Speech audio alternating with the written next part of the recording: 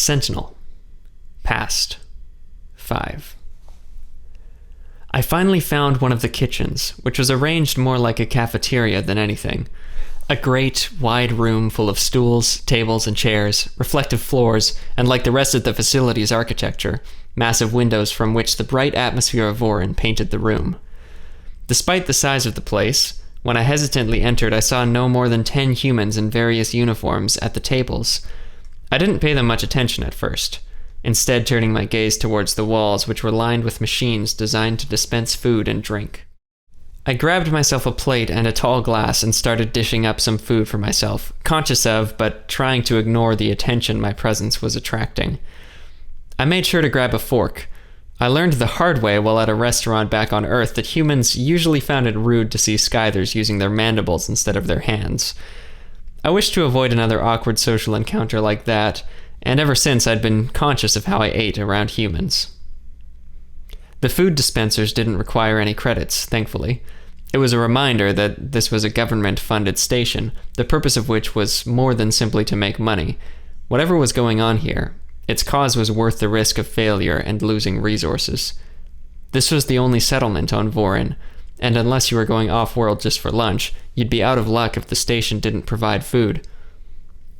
I was sure they had food synthesizers installed for an operation like this, since importing food out here would have been quite an ordeal.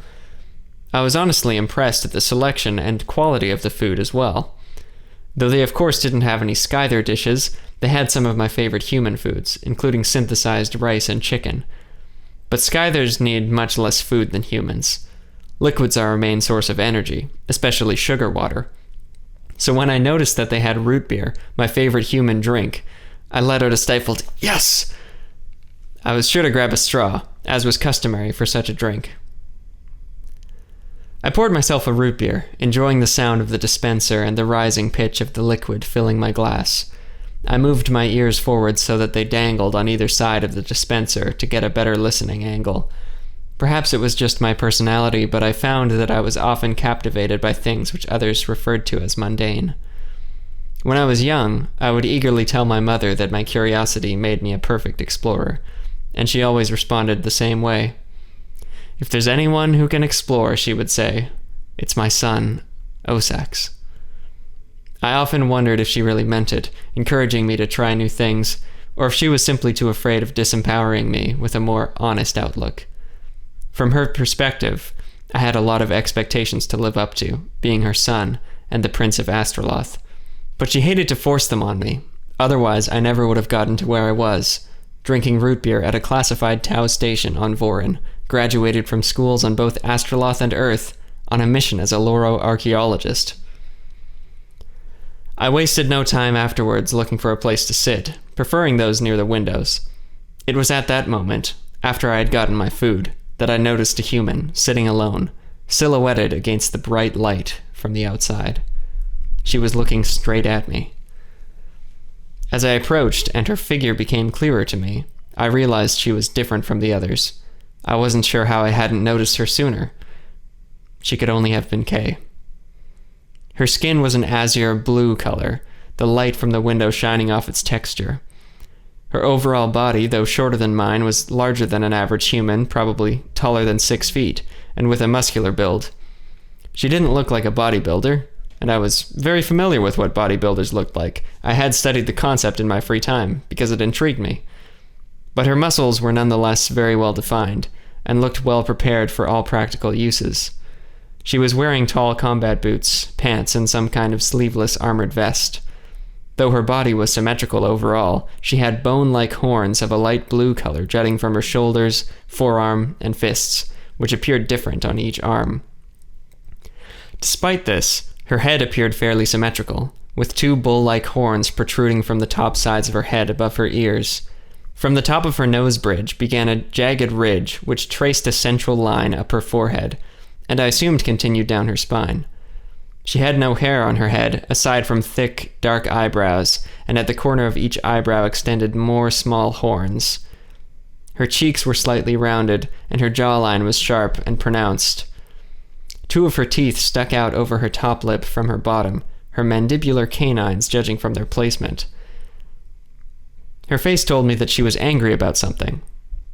Still, she was staring at me, and I knew it would be more awkward if I didn't say anything at all. "Are you Kay by any chance?" I tried to speak in my most nonchalant voice. I was eager to see how she would respond. Her deep orange eyes, an unusual color for a human, shifted between each of my own.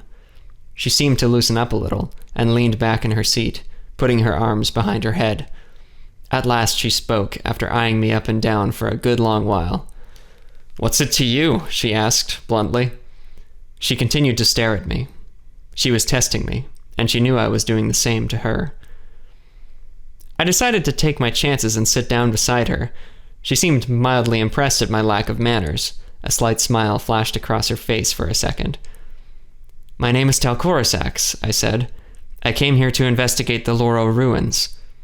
She seemed uninterested. "And though I thought I'd be going alone," I added, "Director Alley informed me that he would be sending you along with me." She stayed fairly motionless as I said this. Her eyes looked away briefly.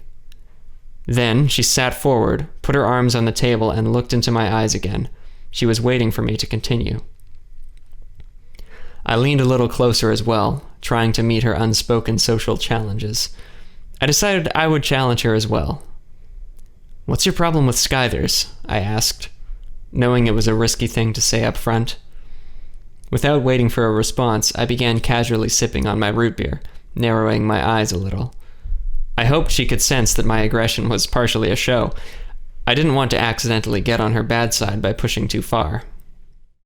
She relaxed a little, leaning back once more. "No problem with Skythers. Never seen one in person until now." She paused for a brief moment. "My problem is with people who think they can figure out the world just by looking at it." She raised an eyebrow at me questioningly. "And I suppose you think I'm that kind of person?" I said, and then added, "Just by looking at me?" She thought for a moment, motionless. Then she started chuckling quietly and picked up her glass before saying, "Shit, I'm no good at these mind battles." She took a sip. "You should challenge me to an arm wrestle, see who wins that." I relaxed in my seat and took another sip of root beer, my other hand attempting to spear some rice with my fork. "A pleasure to meet you, Kay. I was a little worried you wouldn't want to talk to me there, so I had to break the ice." She looked up at me after stuffing some food into her mouth and mumbled, "You're assuming I want to talk to you now?" "I'm assuming if you didn't want to talk, you wouldn't be." She shrugged. I think the words she said next were, "Fair enough," though it was hard to understand her with her mouth full. With her mouth finally empty, she said, "So, what's your deal? You think you're some sort of detective here to solve the world's mysteries? Is it mandatory that as soon as anyone finds some ancient junk, they gotta send some expert to come over and show us idiots what's going on?" "Well," I responded thoughtfully, "as part of the treaty between Astroloth and Earth, it is mandated that any discoveries pertaining to ancient spacefaring civilizations, of which so far we've only discovered the Loro, are reported back to both Tau and Skyther authorities as soon as possible. It's a sort of insurance so that neither group discovers some advanced technology and uses it to destroy the other?" I thought for a moment. "Essentially, yes." I took a bite of chicken before continuing. "After talking to the director, I'm sure he wishes that weren't the case. It seems he doesn't want any outsiders interfering with operations here, and would rather have kept the Laurel ruins secret or dealt with them himself. It's not like if he broke the law it would warrant a Code Alpha emergency or anything, nothing that extreme, but he's smart enough to know that breaking a law like that, once discovered, would seriously ruin his career, possibly result in jail time, and probably put the station here in jeopardy." I leaned forward. "What exactly goes on here anyway?" Kay looked deep in thought. "Well, I probably don't know much more than you, and to be honest, what I do know is pretty boring. It's a multi-purpose station for all sorts of sciencey things." She waved her hands in the air vaguely. "I don't know, they study the planet, do experiments, and other things." "Then what do you do here?" I asked. She laughed. "That's a damn good question." She picked up her drink and began swirling it around before taking a sip. I had a bit more of my own drink. We have soldiers here mostly to protect against pirates. An installation like this has a lot of valuable equipment in the eyes of a scavenger. She looked outside. Me personally? Well, when I'm not wasting my time sitting around or arguing with the director, I'm getting sent off to escort scientists like you in the snow. She looked at me with a mischievous smirk on her face. I think the director just doesn't know what to do with me, and he prefers the peace and quiet of the place when I'm gone. Well, have your services been helpful in your time here? She let out a laugh, though I'm not sure what she found funny. Oh yeah, from time to time. I've had to kill my fair share of dangerous predators on the surface. Nothing too dangerous, though. She leaned forward once again. If you ask me, this place is a lot more boring than it's made out to be. I got the sense Kay was being genuine, but it only increased my suspicions of the place. So, what did you say your name was again? Osax, I replied. She shook her head. How about Talco? You can call me Osax if you like. Alright, she said. Osax, that's a much better name. Where'd you get it? Well, my mother used to call me that. Your mother? Kay chuckled. If she came up with the name Osax, why did she choose to name you Talcobo or whatever? She sipped some of her drink, still eyeing me. Osax is a much better name, short and sweet. Well, I replied slowly, it was my father who named me. She shouldn't have let him. Kay folded her hands together and stretched out her arms. My eyes were drawn to the pale blue spikes on her shoulders as her muscles flexed. I was formulating an opinion of her, and it was so far mostly positive. Intriguing, if nothing else. Well, said Kay, nice meeting you too, Osax. She gestured to shake my hand. I placed my drink on the table and returned the gesture, careful not to wrap my relatively long fingers over the spikes on the back of her hand. Not that they were sharp. Her grip was incredibly tight, and I winced, letting go long before she did. When she noticed my eyes squinting and my ears peeling back, she released me. Her face flashed an apology, then hardened. She looked away. A hollow feeling crept into my chest. I rubbed my crushed hand as the pain slowly receded. Despite her appearances, I had almost convinced myself that she was normal, but I began to realize just how little I understood about her. I tried contemplating what it would be like to exist as the result of an experiment, but I couldn't imagine it. After a long moment of silence, Kay turned her body to me again. She looked down at her glass and picked it up. She shook its contents a little, peering into her nearly empty drink before finally raising it to her lips and emptying it completely. When she put the empty glass back on the table and finally looked at me, she was smirking slightly. I mindlessly sipped my root beer. Well, I said, when are you prepared to leave?